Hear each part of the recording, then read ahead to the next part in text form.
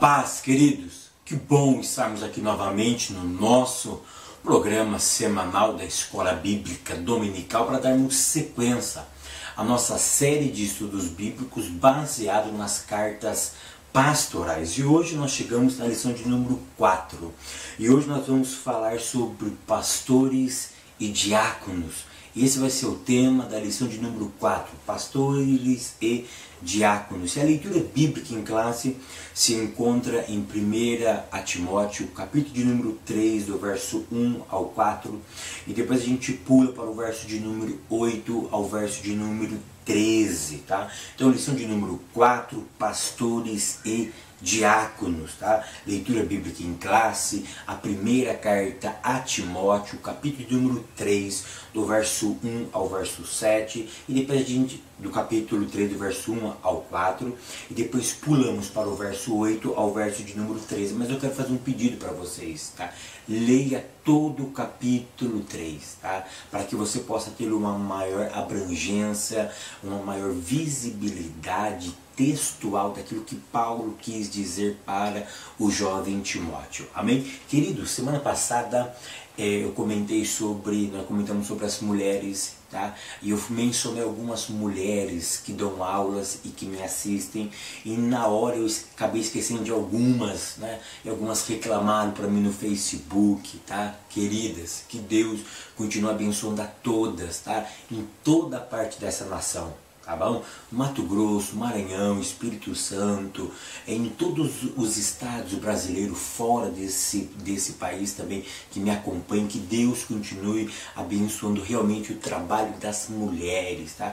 E eu particularmente nunca tive aula com uma mulher, tá? Eu gostaria de ver uma mulher ensinando numa escola bíblica dominical. Eu particularmente eu nunca vi, eu nunca presenciei, eu nunca tive esse privilégio, mas que Deus continue realmente abençoando vocês, tá bom? Para o Hashem, que o Eterno continue ali abençoando, tá? Eu louvo o Hashem pela tua vida, pela sua dedicação. Amém? Então aqui fica o meu abraço, a minha gratidão a todas as mulheres que me acompanham. Tem jovens que me acompanham, tem moças que me acompanham, tem mulheres mais maduras, tem irmãs mais experientes que me acompanham também. Que todas vocês continuem sendo abençoadas em nome de Jesus. Ok? Lição de número 4.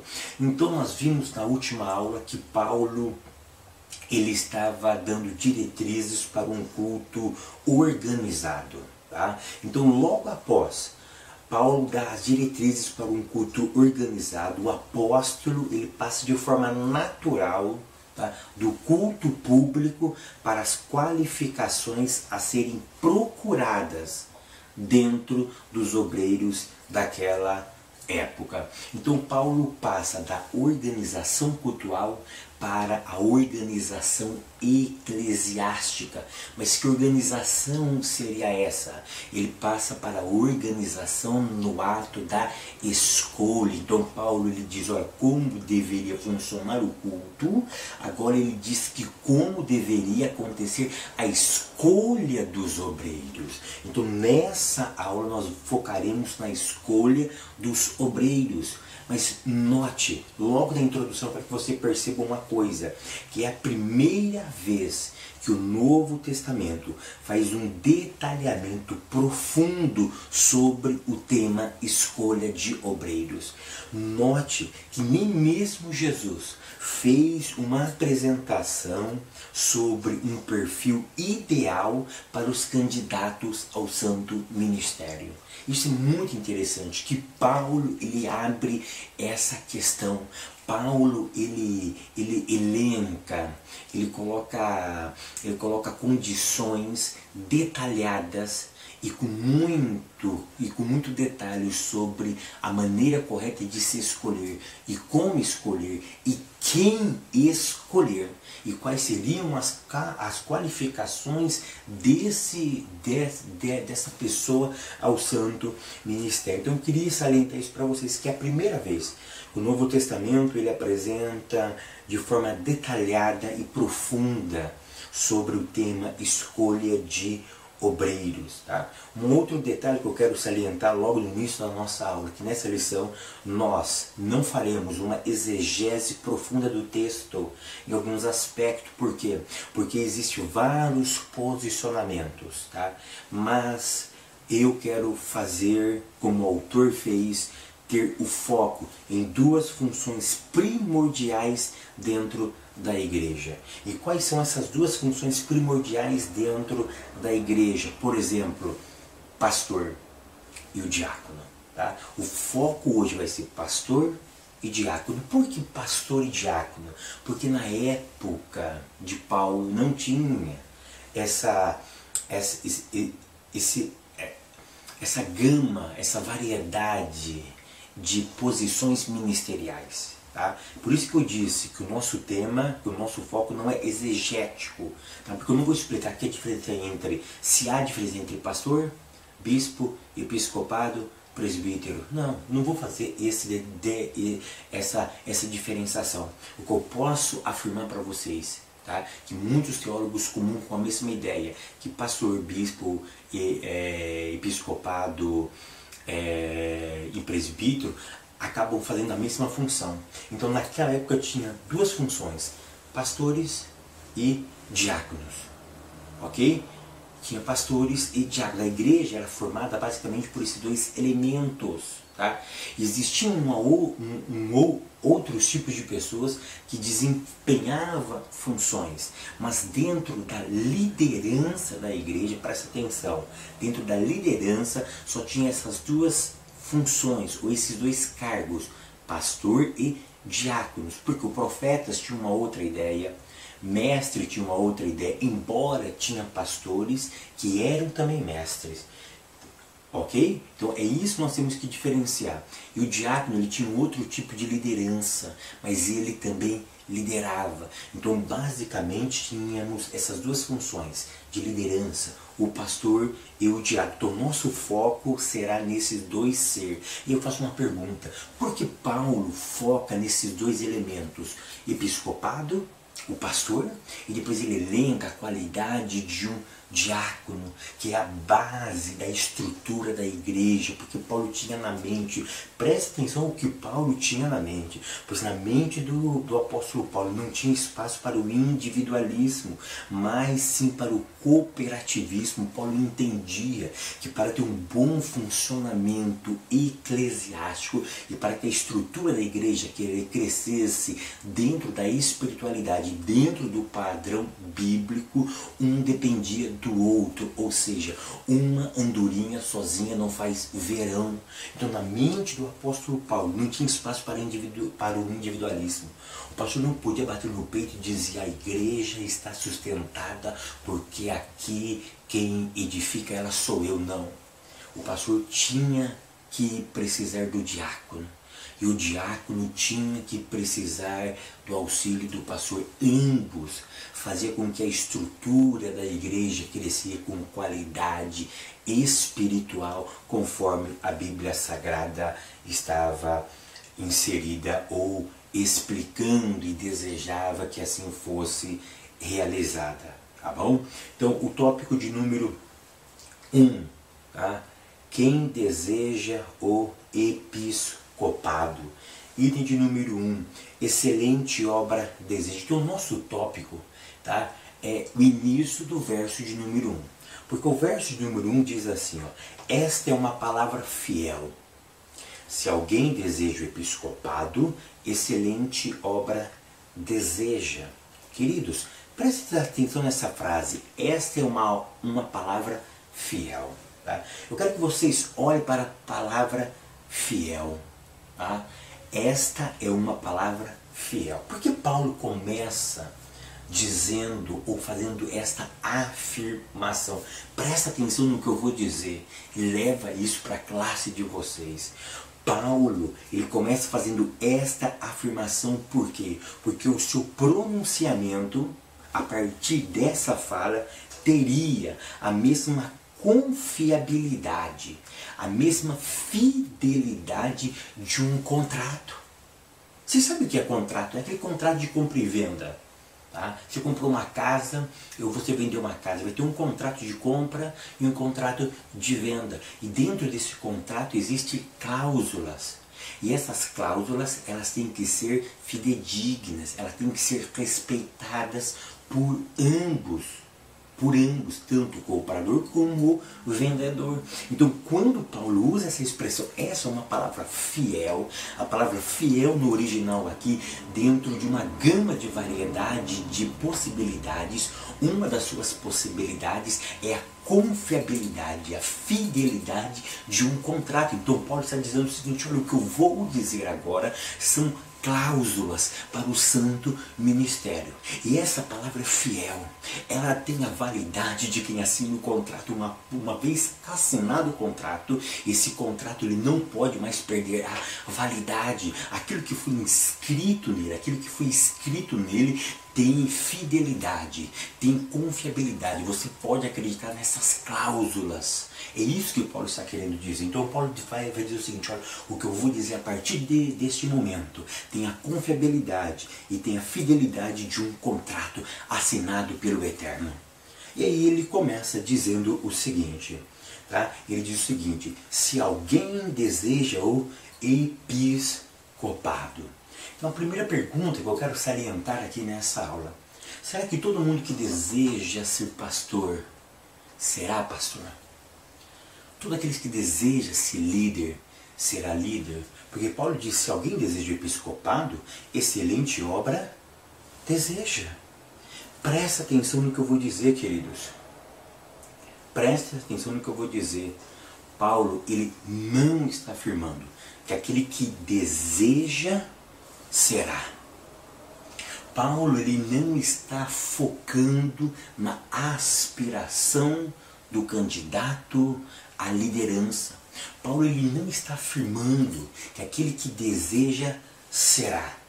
Paulo, ele está afirmando que aquele que deseja, ele está desejando uma boa coisa, não que ele terá essa boa coisa. Por que, senhores, eles estão dizendo isso? Por que, irmãs, ele está dizendo isso? Porque se ele estivesse afirmando que aquele que desejaria tivesse o episcopado, ele estaria contrariando o que ele disse em Efésios capítulo 4, versículo 11. E o que ele disse em Efésios capítulo 4, versículo 11?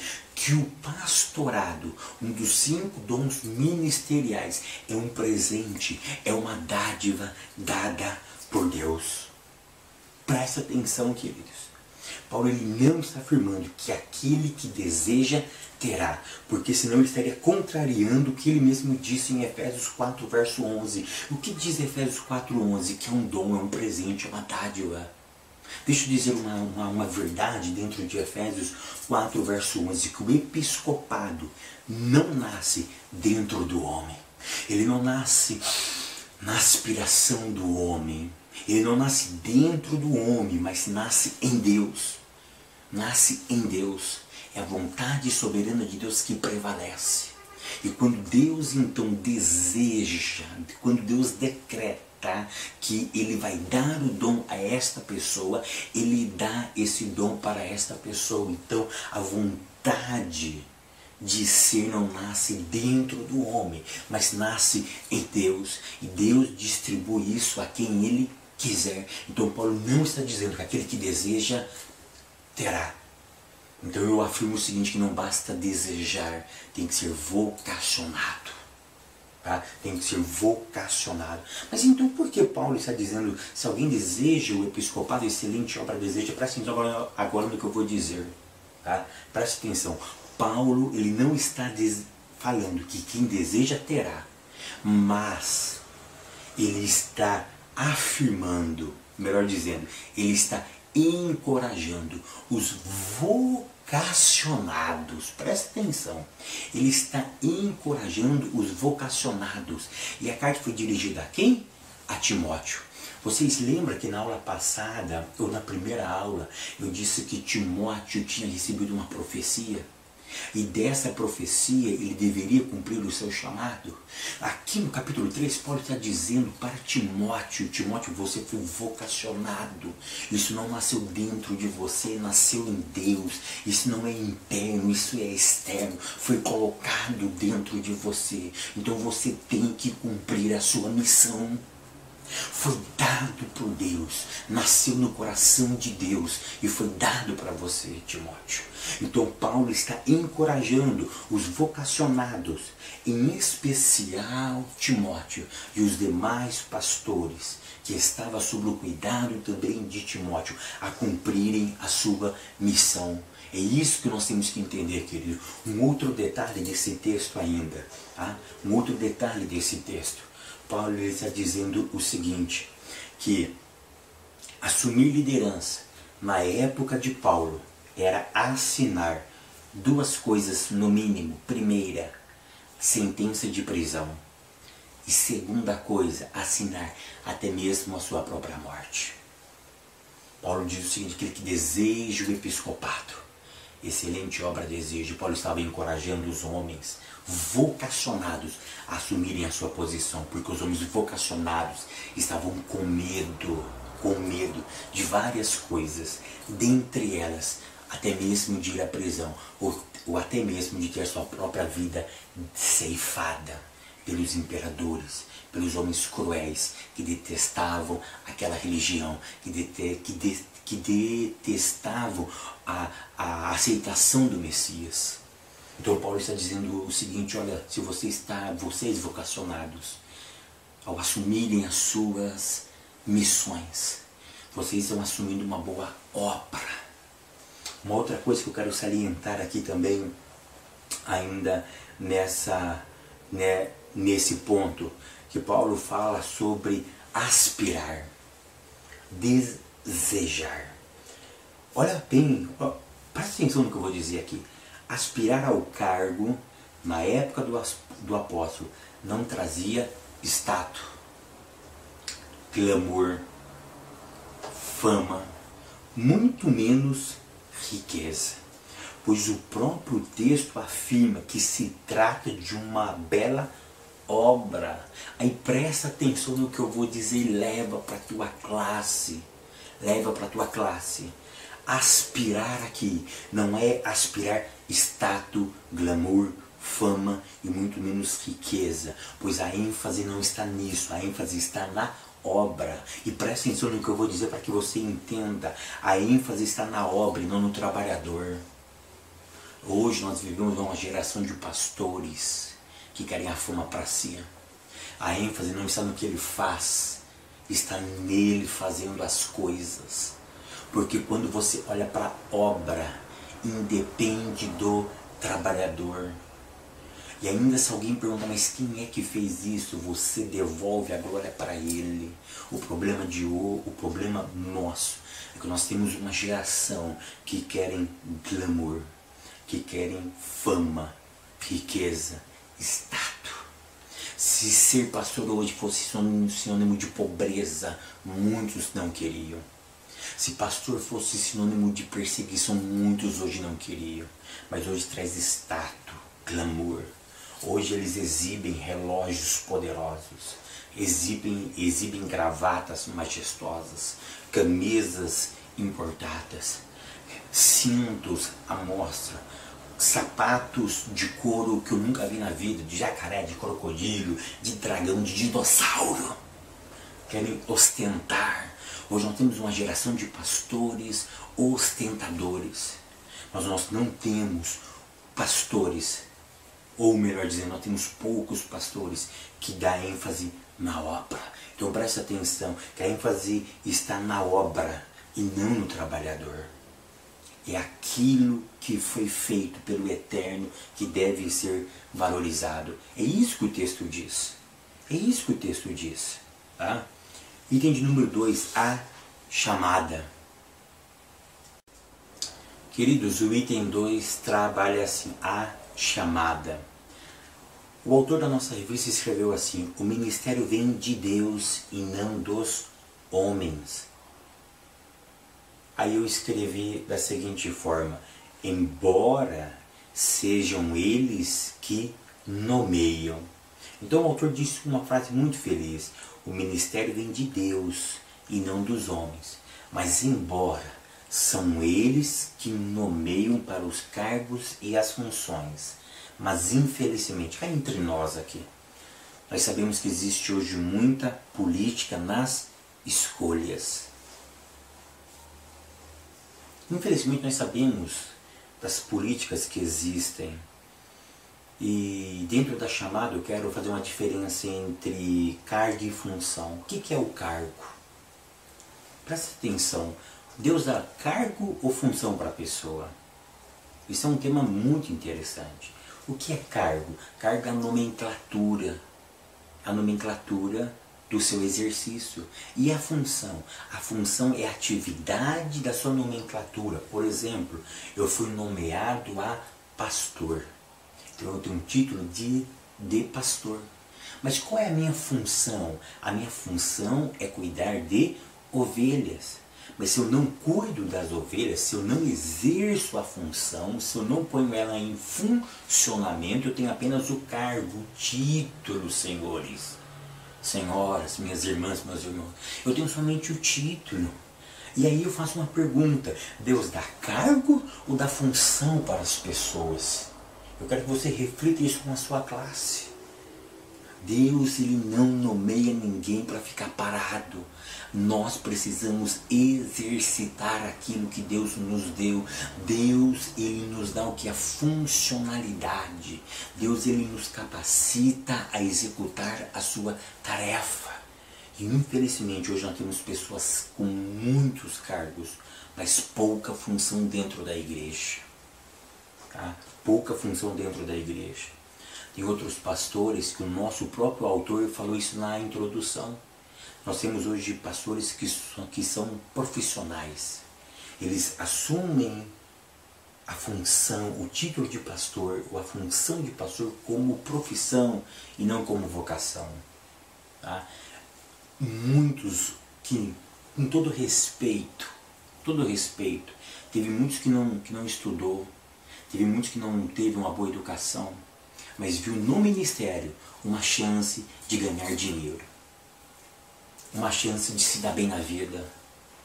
E aí o que eles fazem? Eles não querem trabalhar, então eles fazem da visão pastoral, da função pastoral, do cargo de um pastor, a sua finalidade profissional e a sua própria sobrevivência. Embora a Bíblia diz que aquele que vive do altar, coma do altar. Eu não sou contra pastor viver do altar não, queridos, porque isso é bíblico. O que eu sou contra pessoas que usam da sua chamada para um enriquecimento ilícito e mediante a fé dos irmãos e das irmãs. E o nosso autor, ele salientou algo muito interessante no item 2, a chamada. E dentro do que ele salientou, eu quero fazer uma pergunta. Você conhece alguém que assume que está num cargo dentro da igreja, mas que não tem a vocação para aquele cargo? Isso é muito interessante. Eu nunca vi um pastor que ele assumiu o pastorado e ele depois reconhece: eu não tenho chamada para o pastorado. Foi um equívoco a minha escolha. Eu sou um bom servo, eu seria um bom diácono, eu seria um bom professor de escola dominical, mas eu não sirvo para liderar. Eu nunca vi pessoas fazendo isso. Por quê? Porque o status fala mais alto, o glamour fala mais alto. E o que nós temos?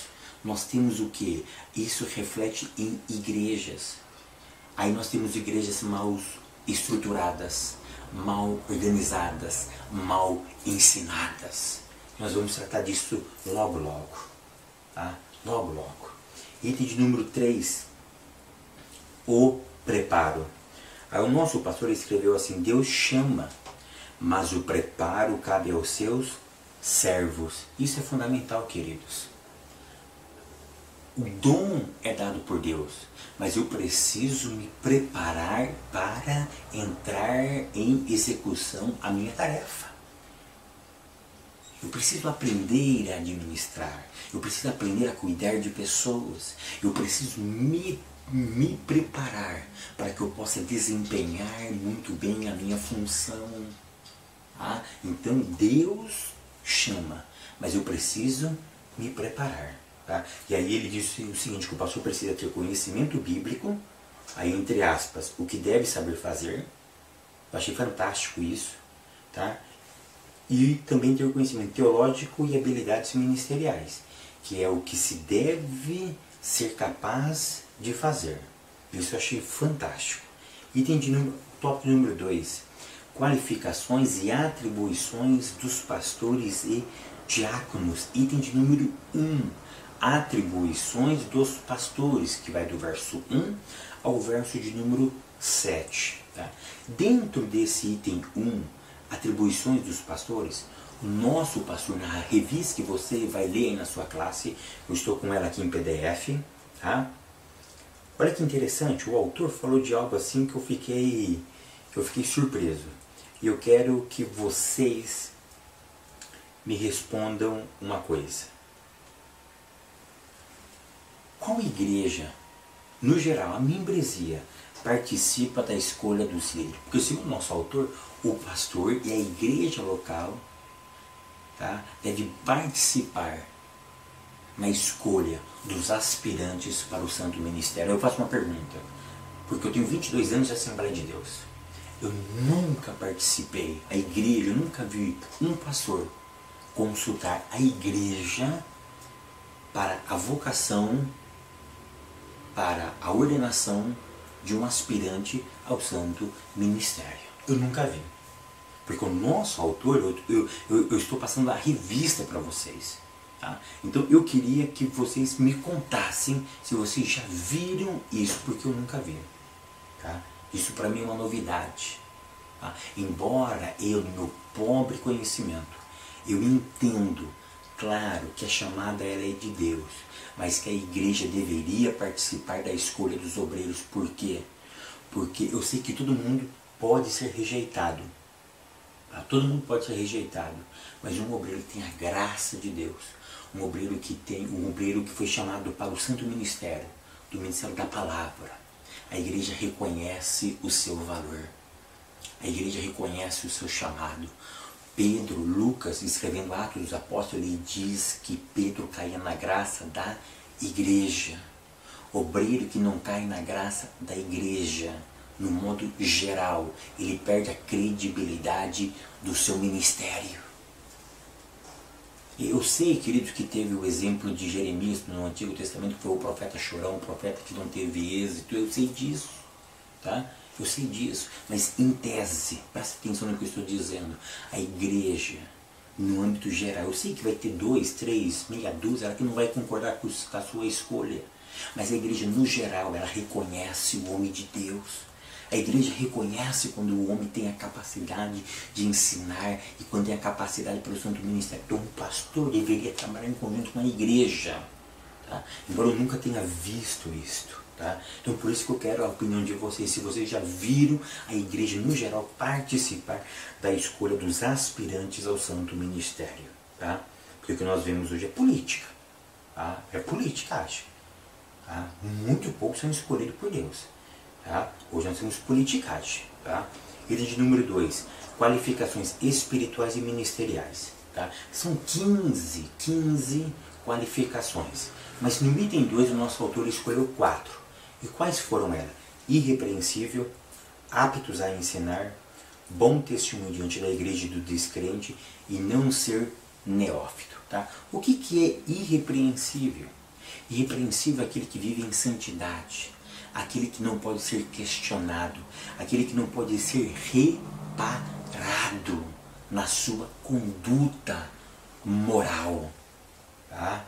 É irrepreensível, não tem aonde tocar, porque ele se blindou em todos os aspectos da sua vida. Tá? Mas o que eu quero salientar aqui é a parte 2, apto para ensinar. Tá? Queridos, eu não conheço 1, 2, 3, eu conheço muitos obreiros que não sabem ensinar. Estou falando sério. Eu não estou falando aqui de conhecimento teológico. Eu não estou falando aqui de dominar o hebraico, de dominar o grego. Eu estou um pouco me importando com o grego e com o hebraico. Eu estou falando do conhecimento bíblico prático.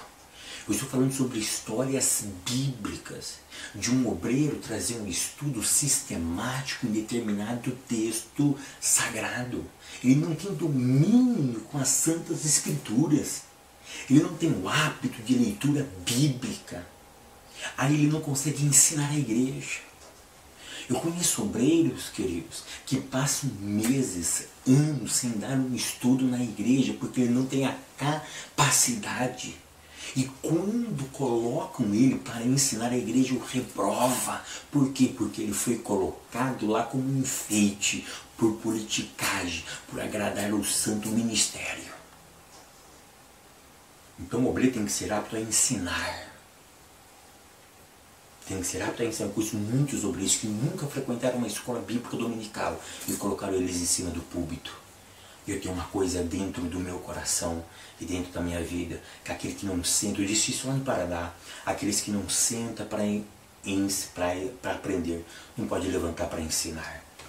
Agora, obreiros que nunca frequentaram a escola dominical, que nunca participaram de estudos bíblicos, de escolas bíblicas, ser colocado para ensinar a igreja, ele nunca sentou para aprender, como ele vai levantar para ensinar? Obreiros deve ser apto para ensinar. Outro detalhe, bom testemunho diante da igreja. E ser crente dentro da igreja é muito fácil, né? Ficar entre nós.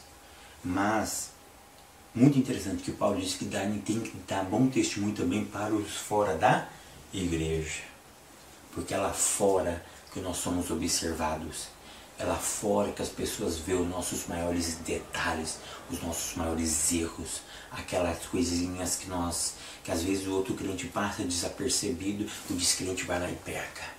Nós temos que nos blindar. Eu sei que sempre um vai falar de nós, querido, porque existe acusação. Mas nós não podemos ter defeito na esfera moral para que eles possam nos apontar. Aquele compra e não paga. Aquele fica bebendo no bar. Ou ele compra a bebida e leva para casa. Cuidado, querido. Nós somos uma carta aberta. Nós somos uma carta ambulante. O mundo está de olho em nós. E para terminar esse item 2, ele diz o seguinte: o aspirante ele não pode ser neófito. O que é neófito? Inexperiente, novo convertido. Irmãos, cá entre nós.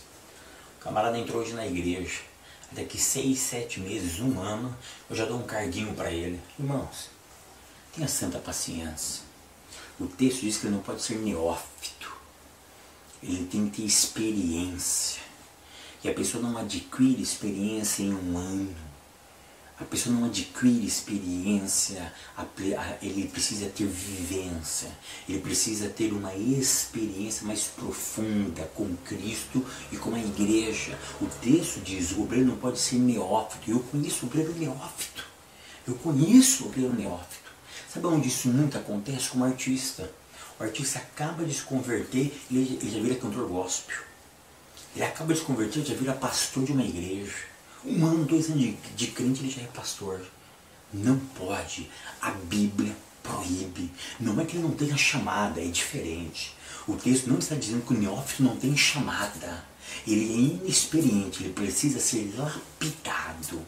Ele precisa ser moldado pelo ministério e pela palavra, para que ele possa, um dia, caso Deus o tenha, o entregado a liderança na sua mão, para que ele possa exercer esse santo ministério.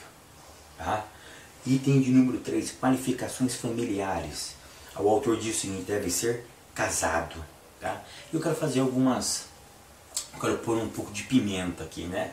Eu nunca fico realmente ironizando e também trazendo confusões, mas eu quero que vocês pensem comigo, tá? Podemos ser pastores solteiros? Porque o texto diz que deve ser casado. Podemos ser pastores solteiros?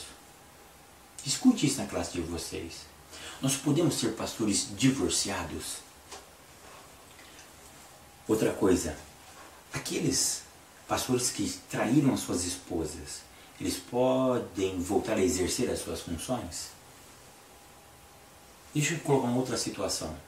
aqueles homens que traíram as suas esposas enquanto eram membros da igreja. Depois eles se acertaram, aí passou mais algum tempo, eles que traíram as suas esposas enquanto eram membros, agora se tornam pastores. Pode isso acontecer? E uma outra coisa que eu quero salientar aqui dentro das qualificações familiares: pode exercer a função pastoral um pastor que tenha filhos desviados? Porque isso eu já ouvi muito, tá? Muito. Eu quero fazer a minha colocação nesse último texto aqui, nessa última colocação. Pastores que têm filhos desviados, eles podem exercer sim ou não? Deixa eu dizer uma coisa aqui. Eu tenho 2 filhos, o Pablo e o Henrique. O Pablo de 9 anos e o Henrique de 16. Tá? Tá maior do que eu, ele. Tá? O Pablinho é claro que vai na igreja comigo, né? Mas o maior, ele é crente ainda. Ainda ele é crente. Não sei até quando, mas ainda ele é crente. Ele está na igreja, ele está nos caminhos do Senhor. Eu quero dizer o seguinte, que cuidar de filhos e cuidar da igreja é a mesma coisa. Sempre vamos ter um filho rebelde. Nós sempre vamos, às vezes, nos decepcionar com alguma atitude deles. Queridos, porque a função do pai é ensinar, a função do pastor é ensinar. Mas sempre no ato do ensino, aquele que está ouvindo às vezes não pratica o ensino, e aí nós vamos ter o que? Uma atitude negativa de um filho ou de um membro da igreja. Então, querido, pai e pastor é a mesma coisa. Sempre ele pode ter uma decepção dentro da igreja, dentro da família. O pai ele ensina a criança faz besteira. Aí o pastor ele ensina, aí o membro faz uma besteira. A culpa é dele, não, ele ensinou. Tá? O texto ele estava dizendo do pai que é um boca aberta. Tá? Que o filho faz e apronta e ele, ai que bonitinho, ai que gracinha. É isso que o texto estava querendo dizer. Um pai boca aberta, desculpa a expressão.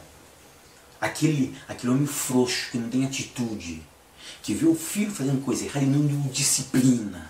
É isso que o texto está querendo dizer. Mas a escolha é dele. A escolha é da criança, é do filho, de tomar o caminho que ele quer seguir. Às vezes o pai ensina. Mas o filho, ele tem um filho pródigo, ele vai embora. Não, pai, me dá o que é meu que eu vou embora. E o pai vai fazer o que? Não, vai segurar ele, não, ele vai embora. Às vezes nós temos igrejas que estão muito bem ensinadas, mas nós temos ovelhas que vão embora. Tá? Que vão embora. Então a gente tem que analisar.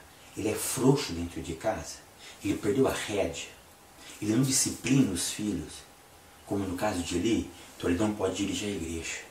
Mas ele sempre foi enérgico, sempre ensinou, sempre teve uma atitude correta. Ele sempre, não faça.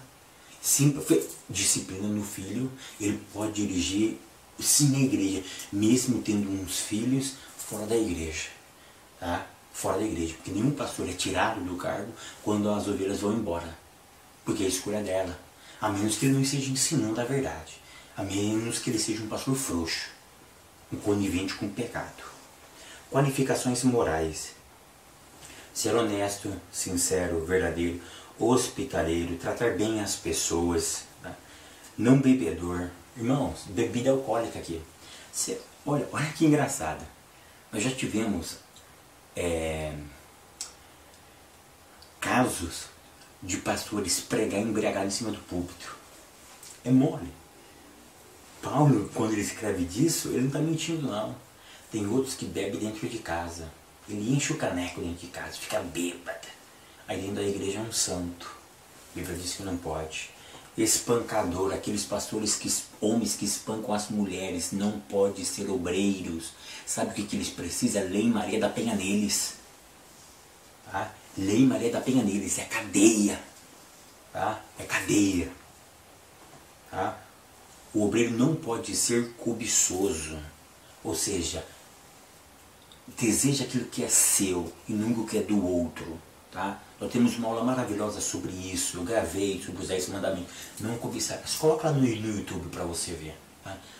Deseja só o que é teu. Queridos, então, ele não pode ser dado ao vinho. Tá? Deixa eu contar uma coisa para vocês aqui. Você sabia que nós já tivemos casos de obreiros bêbados em cima do púlpito da igreja? É, em cima do púlpito bêbado. Bêbado. É inacreditável isso, querido, mas nós já tivemos casos de obreiros bêbados em cima das nossas tribunas. Uma outra coisa, obreiros espancadores, homens que aspiram o santo ministério, mas é espancador, ele não pode exercer o ministério. O que precisa nele? Lei Maria da Penha. Ah, não, vamos... Lei Maria da Penha nele. Se precisar, cadeia nele. Cadeia nele. Isso não é atitude de um homem de verdade, muito menos de um obreiro. Tá? Quando eu era criança, eu não nasci num lar evangélico, eu me converti aos 14 anos somente, mas tinha um obreiro perto da nossa casa que ele corria atrás da esposa para espancar a esposa, para bater nela. E nós sabíamos disso.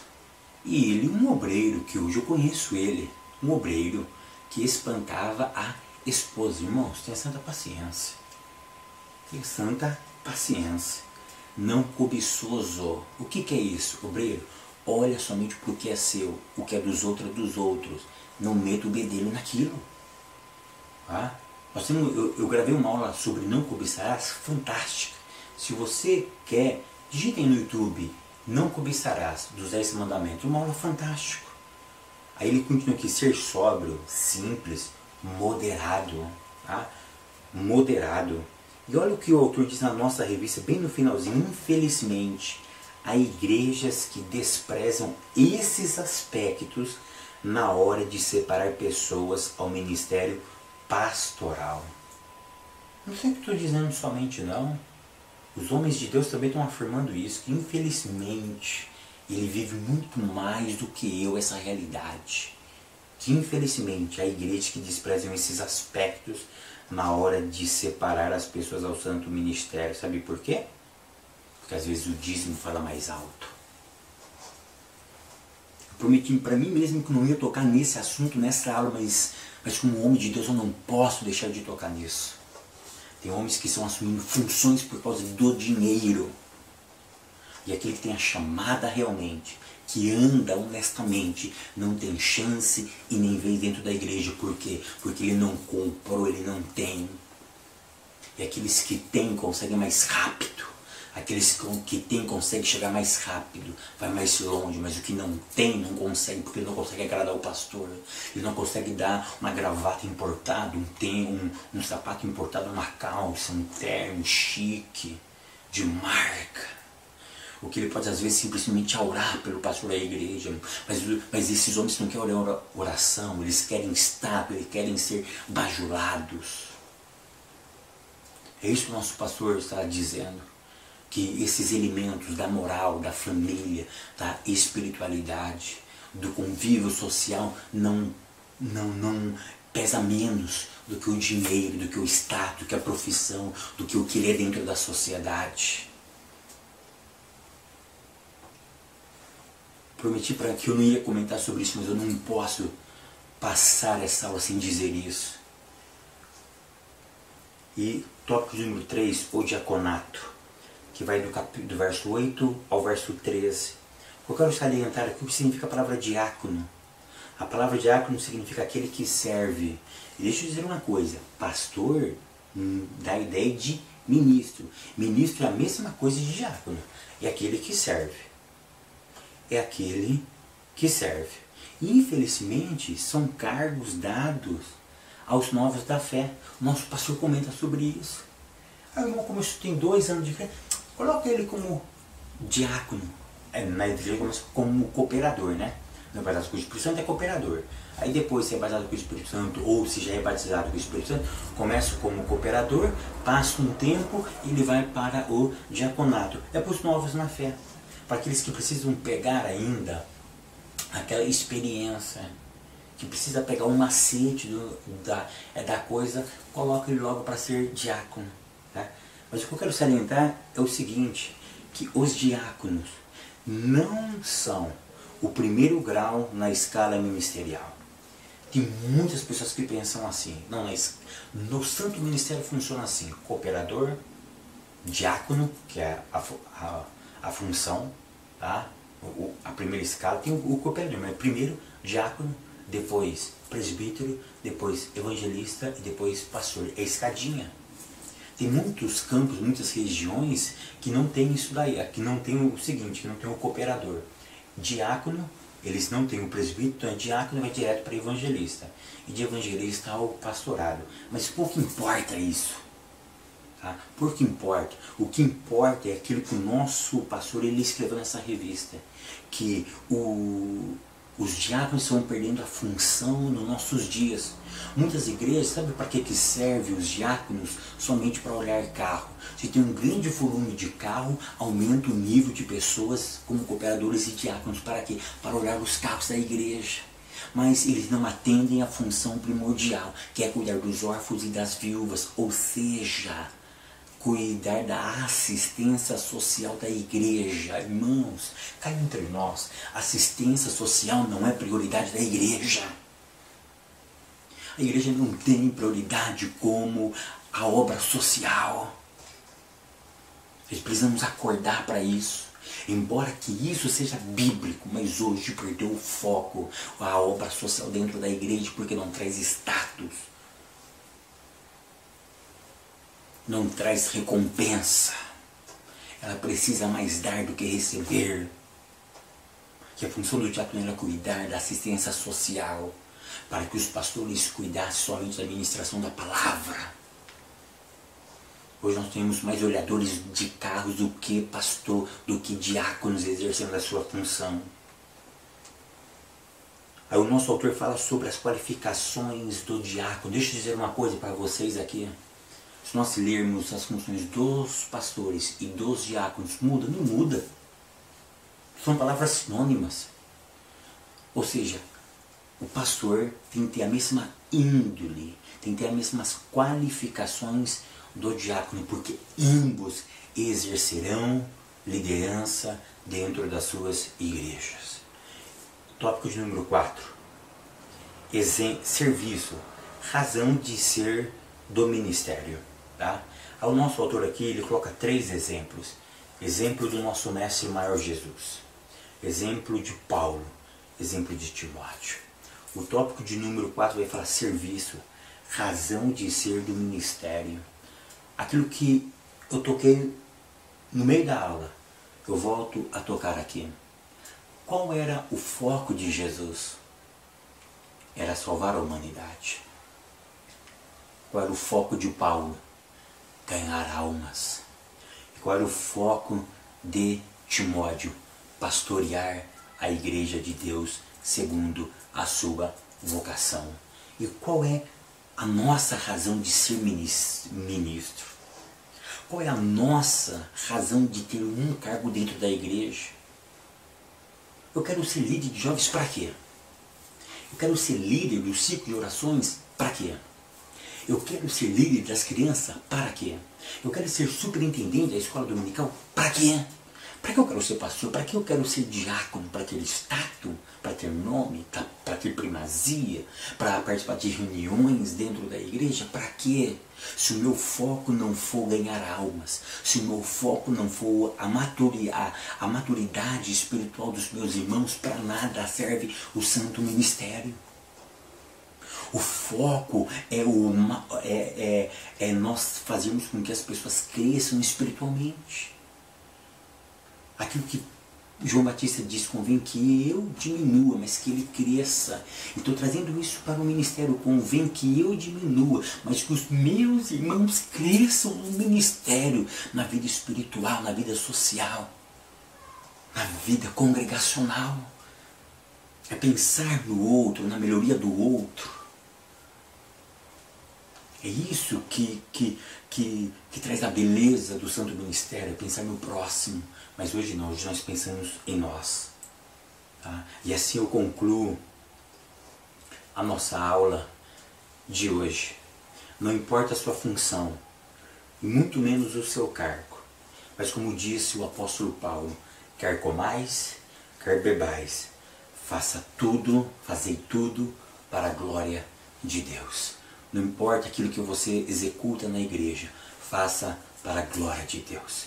Se você dá somente aula, glorifica a Deus, que isso não é somente você dá aula, você instrui homens, mulheres, crianças à maturidade espiritual. E saiba de uma coisa, que você está atendendo a sua vocação e que Deus está retribuindo já e vai continuar retribuindo a tua obra. Não desanime, vai para cima, continue executando a tarefa que lhe foi confiada, que Deus vai continuar abrindo as portas, providenciando e trazendo a paz e a segurança para a tua vida e para a tua família. Até semana que vem, queridos, que Deus continue vos abençoando.